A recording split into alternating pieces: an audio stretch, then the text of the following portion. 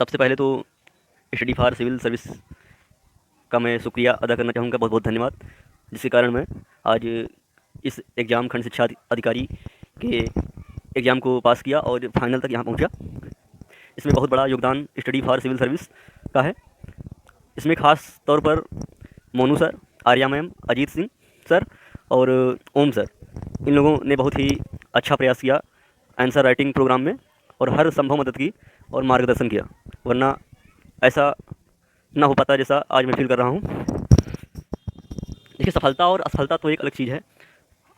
लोग प्रत्येक व्यक्ति जो है सफल तभी होता है जब वो अनेक असफलताओं से गुजर चुका होता है, और जब सफलता मिलती है तो बहुत ही लाजवाब होती है।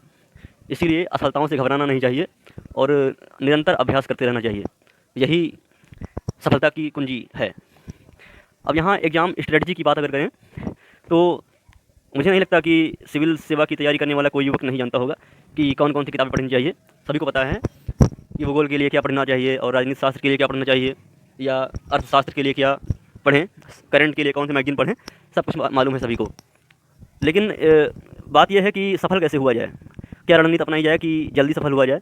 क्योंकि यह एग्ज़ाम लोग सोचते तो बहुत कुछ है इसके बारे में कि बहुत ही टफ है, लेकिन ऐसा है नहीं।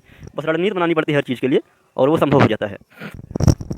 इसके लिए अगर मेंस की हम बात करें तो मेंस को निकालने की बात अगर किया जाए तो इसके लिए निरंतर अभ्यास, डेली प्रैक्टिस बहुत ज़रूरी है। डेली प्रैक्टिस अगर ना डेली कर पाएँ तो जब आप प्री निकाल लें तब लगभग 2 महीने या 2.5 महीने का समय मिलता है मेंस लिखने का। तो उस दौरान आप डेली करीब करीब 5-6 क्वेश्चन या 10 क्वेश्चन लिखें, हर प्रकार के 150 शब्द, 200 शब्द, इस प्रकार के 25 शब्द, 50 शब्द, मतलब जिस प्रकार का आप एग्जाम दे रहे हैं। अब यहाँ तो खंड शिक्षा अधिकारी का पेपर मैंने दिया था तो इसमें 40 प्रश्न थे मेंस के, जिसमें 10 प्रश्न 125 शब्द के और 10 प्रश्न 50 शब्द के थे और 20 प्रश्न थे 25-25 शब्द के, तो 40 प्रश्न थे। और दूसरा सब्जेक्ट था हिंदी का, जिसमें लिखना था हिंदी वाला पूरा कन्वेंशनल और एसे था। तो बस सफलता की एक ही कुंजी है, मेंस एग्जाम को सफल करने के लिए केवल एक ही रास्ता है, निरंतर अभ्यास, डेली आंसर राइटिंग की प्रैक्टिस हो, यही एक सबसे बढ़िया है। और यह जिस स्थान पे आज मैं हूँ शायद मैं ना पहुँच पाता पहले अगर मैंने जो है स्टडी फॉर सिविल सर्विस को ना ज्वाइन किया होता। इसमें इस संस्थान की बहुत बड़ी भूमिका है। मैं भी सोचता था चलो ना तैयारी करूँ, ना कहीं से तैयारी करूँ, ऐसे ही निकालूँ, लेकिन ना हो पाता, मुझे यकीन है ना हो पाता। क्योंकि जिस प्रकार से स्टडी फॉर सिविल सर्विस ने अपनी टीम के द्वारा लगातार परिश्रम करके मेहनत करवाई हम लोगों के द्वारा, तो बहुत ही अच्छा लगा और मैं यहाँ तक पहुँचा। अब इसमें एक प्रश्न की बात की जाए तो मेंस में एक प्रश्न आया था कि देखिए बात यह है कि प्रश्न को लिखा कैसे जाए। प्रश्न को लिखा कैसे जाए, जैसे प्रश्नों में होता है कि विवेचना कीजिए, है ना, और विश्लेषण कीजिए, आलोचना कीजिए, इस प्रकार के प्रश्न होते हैं। तो इन शब्दों पर बहुत ध्यान देना चाहिए कि प्रश्न कह क्या रहा है और हम क्या उसका उत्तर कैसे उसको लिखें, इस पर ध्यान देना चाहिए।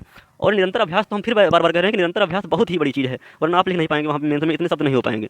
और ज़्यादातर अगर जो सिविल सेवा की तैयारी करते हैं तो बात यह है कि उन्हें ये मासिक पत्रिकाएं जो होती हैं, जैसे कुरुक्षेत्र है, योजना है, ये पढ़नी चाहिए। इससे वर्ड पावर का बहुत ज्ञान मिलता है, जो आगे निबंध और अच्छे अच्छे मेंस के प्रश्न लिखने में मददगार साबित होते हैं। तो एक प्रश्न आया था मेंस के एग्जाम में, फाइनल में, बीओ में, कि क्या कारण था कि नरम दल और गरम दल सूरत के अधिवेशन में विभाजन हो गया। तो बात यही है कि आप प्रश्न को कैसे लिखेंगे, कि मतलब बात वही है कि जो बिहारी लाल ने कहा था कि गागर में सागर, है ना, सतसैया के दोहरा जो नाविक के तीर और देखने में छोटे लगे घाव करे गंभीर। मतलब ऐसे शब्दों का आप चयन करें उत्तर लिखते समय कि जब परीक्षक कॉपी चेक करे तो उससे पता चलना चाहिए कि प्रार्थी के अंदर या अभ्यर्थी के अंदर कितनी समझ है किसी चीज़ की। तो ये जो प्रश्न आया था कि गरम दल और नरम दल का सूरत के अधिवेशन में विभाजन हो गया तो क्या कारण था, तो उसमें हमने ऐसे शुरुआत की थी कि देखिए एक रस्सी को उतना ही खींचा जा सकता है जितना कि उसमें सहनशीलता की सीमा है। एक हद से ज़्यादा अगर उसको खींच दिया गया तो स्वाभाविक है कि टूट जाएगी। मैंने ऐसा ही लिखा था बिल्कुल। फिर मेन बॉडी में गया और उसको पूरा लिखा कि 1907 में जो है नरम दल और गरम दल का विभाजन हुआ, और फिर आगे जाकर मतलब उसी के बारे में सारा लिखना था पूरा मोड़ के, और आखिरी में 1916 में जो है इनका फिर विलय हो गया। ये सब पूरा डिटेल में लिखा गया था उसमें। और निष्कर्ष क्या होता है कि पूरे प्रश्न का पूरा जो मेन बॉडी है उसका निष्कर्ष मतलब पूरा निचोड़ उसमें लिख देना है बिल्कुल शॉर्ट में। तो ये सब चीज़ें थी। और निबंध का जो पेपर हुआ था तो निबंध का पेपर भी बढ़िया हुआ था। निबंध पहली बात तो मैंने कहीं से कॉपी नहीं किया या याद रट कर नहीं गया था, ये हमारी खूबी रही कि हम रट कर निबंध नहीं लिखे थे। निबंध लिखने की कला व्यक्ति में खुद होनी चाहिए। और एक बात यह है कि कुछ अभ्यर्थी क्या करते हैं, निबंध में रटी रटाई पंक्तियाँ लिख देते हैं, तो हो सकता है उसका कुछ असर कम पड़ता हो एग्जामिनर के ऊपर। तो हमने निबंध में जो है अपने द्वारा स्वयं रचित कविताएं या कोटेशन, इस प्रकार के 2-2, 3-3 कोटेशन निबंध में डाले थे। बढ़िया कोटेशन से बन भी गए थे वहाँ पे, एकदम से आ गए थे दिमाग में। तो अपने द्वारा ही कोटेशन बना के डालें तो ज़्यादा अच्छा है, बहुत बढ़िया प्रभावशाली रहेगा परीक्षा के ऊपर। तो कोरोना वाला पर हमने लिखा था, और जो कृषि वाला था उसके ऊपर लिखा था निबंध हमने। और हिंदी भी बहुत बढ़िया पेपर अच्छा हुआ था फिलहाल के लिए। और ये क्या कहते हैं कि सर से एक रिक्वेस्ट है, study for civil service channel के जो संस्थापक हैं हमारे ज्ञान सर, तो उनसे एक रिक्वेस्ट है कि अगर सुझाव है, हाँ रिक्वेस्ट है कि अगर आपसे हो सके तो योजना और कुरुक्षेत्र का हर मंथली वाला बढ़िया पापा वीडियो टाइप में बनाकर अगर डाल दिया करें तो बहुत ही लाभदायी रहेगा बच्चों के लिए, बहुत ही लाभदायी रहेगा, बहुत ही। एक रिक्वेस्ट है, अगर आप इसे समझे तो आप चलाएंगे, वरना कोई बात ही नहीं है। और बाकी कोई बात नहीं, सबसे बढ़िया रहा, सबसे अच्छा साथ रहा स्टडी फॉर सिविल सर्विस का, बहुत बढ़िया रहा। धन्यवाद। और मैं ये कहना चाहूँगा कि देखिए, मेहनत अगर अगर कुछ बनना है तो मेहनत कीजिए, बिना मेहनत के कुछ नहीं होगा।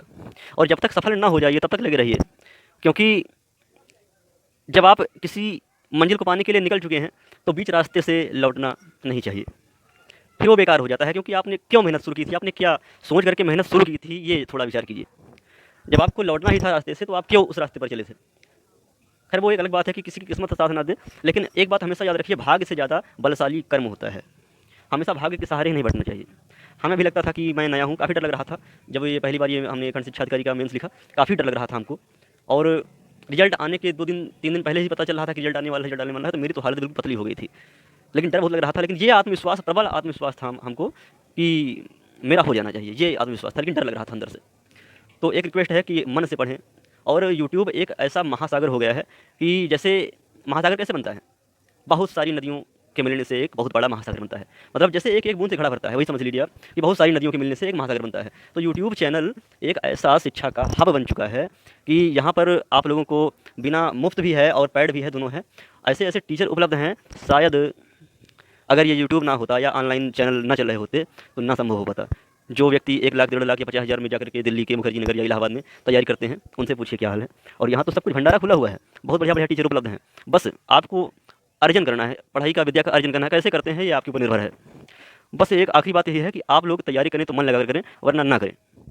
क्या फ़ायदा है एनर्जी को बर्बाद करने में। एक बार पुनः मोनू सर और आर्या मैम, अजीत सर और ओम सर और हमारे इस स्टडी फॉर सिविल सर्विस के संस्थापक ज्ञान मिश्रा सर को हृदय तल से धन्यवाद। मैं इनका आजीवन आभारी रहूँगा। और अभी हमने हार नहीं मानी, अभी तो बहुत आगे निकलना है। अभी पीसीएस की सबसे सर्वश्रेष्ठ पोस्ट एसडीएम को फतेह करना है। जय हिंद, जय भारत।